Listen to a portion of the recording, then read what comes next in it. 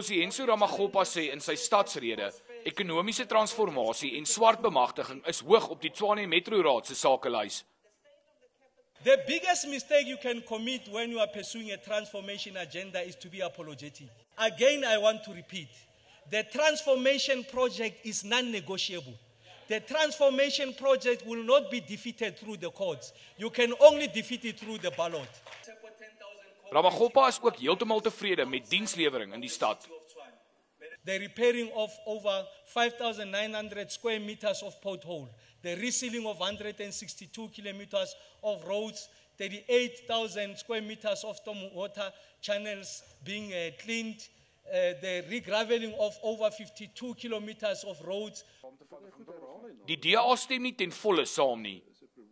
Jaar na jaar word die begroting gesny vir die besteding aan infrastruktuur. Nou is dit baie maklik as die begroting gesny is dat jy minder projekte het en dan jy doelwitte bereik.